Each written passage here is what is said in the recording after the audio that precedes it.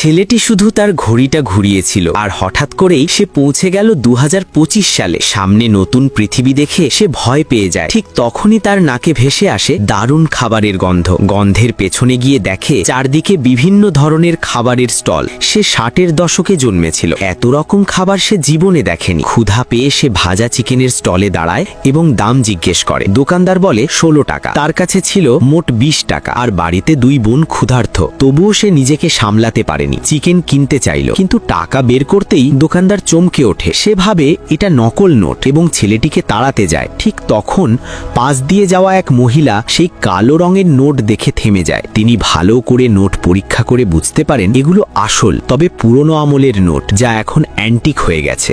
মহিলা একটি নোটের বদলে 58,000 টাকা দেওয়ার প্রস্তাব দেন। ছেলেটি অবাক হয়ে যায়, তার কাছে তো এটা শুধু 20 টাকা। মহিলা তাকে নিজের দোকানে নিয়ে যায় এবং নগদ টাকা দেওয়ার জন্য মোবাইল বের করতে বলে, কিন্তু ছেলেটি মোবাইল কি সেটাই জানে না। তখন মহিলা তাকে একটি ফোন উপহার দেন এবং নগদ টাকাও দেন।